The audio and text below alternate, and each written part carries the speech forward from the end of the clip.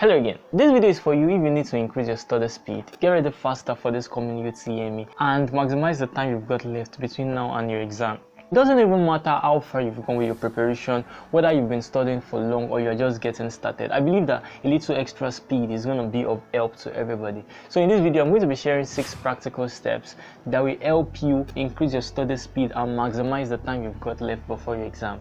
Hi, welcome back to the channel. If you're new here, I'm currently a 4th year medical student of the University of Ibadan, and I make videos about admission, effective studying, and things that generally help us grow as students. I'm on a journey growing myself, and I want to share this with you and also grow with you. It's going to make me very happy if you can like this video, share with someone that you think might find it helpful, and also subscribe to the channel. I think we can get to 40,000 subscribers very shortly, and you can help us get there. Now let's get into the video. The first of the 6 steps I have for you in this video is to avoid, reduce, or totally eliminate distraction. And I'm putting this first for a reason, because distraction takes a lot of our time than we even realize. And here is my own idea. I believe that if we can reduce or totally eliminate distraction, we are going to be left with much more time to do things that really matter to us, things that are meaningful, like studying or preparing for your exam. Also, if you can reduce or completely remove the distraction between now and your exam, you're going to have a lot of time after your exam to go through all of the distraction there is in the world. We all know what our distractions are, but most of us students, here is our common distraction. Number 1 is social media. We have games and we have hanging out with friends. If you can find a way to reduce how much time you spend on all of this distraction, you're going to have more time to do what really matters to you. If you find it difficult to control yourself, you're not disciplined enough, I would just say uninstall the apps you find really distracting. Like TikTok is very addictive. Instagram Reels is also very addictive. I would advise you just uninstall these apps for now and use the apps that are going to help you. Use study apps, use JAMB app. Let those be your friend for now. Trust me, you're not going to miss out on any major thing because you are not on social media. Step number 2 is to create more time to study, and this step is particularly for people who are busy, people who go to work, or who have other important things doing in their life. It's something I can totally relate to. When I was preparing for my second UTME, I was as well working. By the time, I didn't want to give myself any excuse for not doing as well as I wanted to do. So what I did was to create more time to study for myself. When you're at work, there are always short periods you can use productively that at the end of the day, if you use this time judiciously, you're going to be able to cover a lot. Let me give you an example. When I was preparing for my own exam, there are times I won't be having anything. I was a teacher then. I will have free period. During this free period, I may not be able to study a complete chapter in the textbook, but you know what I could do? I could bring out my phone and try to answer past questions. I could bring out my hard copy past question and try to answer it. And I could watch a video on a topic I'm finding difficult to understand, so that during my time at work, I can do some small things that will help me learn better. It will help me increase my knowledge bank instead of just wasting the whole time away. If you are working, always look for this short period in between your day at work to utilize. I think it's going to be worth it at the end of the day. Step number 3 is when you're not studying, think about study. Or when you're not studying, study. So this is a funny step. I'm not suggesting that you should not take a break or you should not rest at all. Rest is very important for your brain to even function properly. But this time, your brain should be mostly thinking about book or book-related substances. Because when you keep on exposing your brain to a particular thing, your brain just gets used to it. And by the time you get to your exam hall, it won't be strange to your brain because this is basically what you've been doing for the past few weeks or few months. So what I'm saying in essence is this: you are going to have time you sit down to study. At the end of that study period, that's not just it. That's not how we learn. You have to revisit what you've studied. There are periods in between your day you can be doing something that is mindless. For example, washing the plates or washing your clothes. During this period, you can't carry your book and be studying them, but you can think about what you've studied. You can think, okay, yesterday I studied this thing. So how much of it can I still remember? Try to think about it. In the process of thinking about it, you're going to realize things you've forgotten. And that should make you go back to your book to check, okay, what have I forgotten from this? Oh, this is what I've forgotten. If you revise that thing, your chances of forgetting that particular information is very slim. And besides, thinking about what you've studied is actually what makes your brain remember it and what makes it easy for your brain to process and use this information later in the future. Reading should not just be about reading like newspaper, just going through lines and reading words. It's about your brain processing it.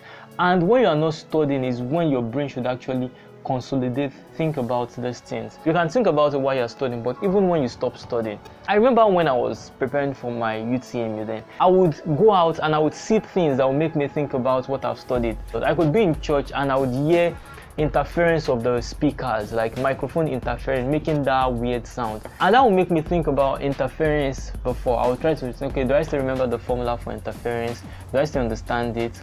Or I could be walking on the road and I will see a car moving by me. Then I will think of relative motion. These are things I've read in the book that are applicable in real life. Thinking about it will make me realize, oh, I've forgotten it. Let me quickly check what it is. Or, oh, I still remember it. Interesting. It boosts my confidence and makes my brain always think about something.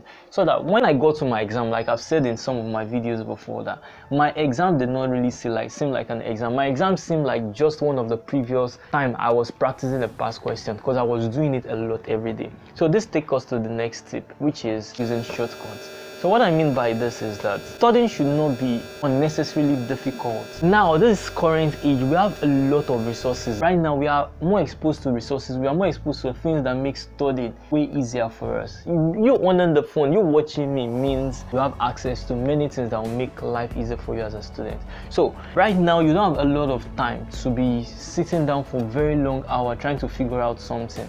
There are ways to use shortcuts to kind of understand something easily. If you are reading a textbook and you're finding it difficult to understand that textbook, you could easily just search for that topic you are reading on YouTube, for example. You're going to find a lot of videos about that topic, and watching it should help you understand it faster. That even if you go back to the textbook, you understand it better. There are a lot of articles now that you could read for free online that will help you understand. Tutorials can also be helpful. Also, friend is one thing that is underutilized. If you have friends that are well knowledgeable, even you teaching your friends another way of learning much better. All these are shortcuts to learning, and many students do overlook or underestimate how effective they can be. So you can use videos, articles, friends, tutorials, and brainstorming groups. All these things are shortcuts that will help you learn faster in shorter period of time, provided you are utilizing them properly. I just want you to figure out which one works for you.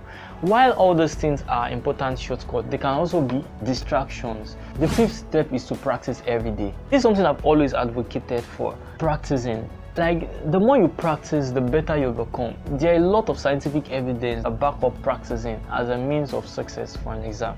I'm not suggesting, because many students do this, they just take the past question and just read the past question, memorize the answers. This usually will not help you. What I want you to do instead is, you've learned some things from the textbook. You've learned some things by reading articles, by watching videos, by attending tutorials. Pick up your past question and try to use the knowledge you've had before to answer questions. This thing makes your brain think about it, and what actually happens in your brain is there are new connections that are formed in your brain in the process of thinking about it and trying to solve this problem. And the more you solve, the more these connections are made. I believe this, and this is actually very true. If you practice enough questions before your exam, by the time of the exam, there will be no new possible question they can bring to you that you've not seen something similar before.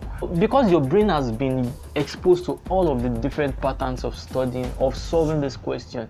Your brain very fast knows how best to solve these things, especially for people doing subject that has calculations. So practice, just keep practicing from now till your exam. Just make sure you practice something every day. Do as many as you possibly can every day. And when you are in the bus or you are going somewhere or you are waiting for someone, you could just bring out your phone, check past questions during this period, try to answer it. All those things are going to help you very much in making your preparation faster for the exam. And lastly, I would advise, do not leave God out of the equation. I heard someone say something and I totally agree with it. He said, study like you're not going to pray, and pray like you're not going to study.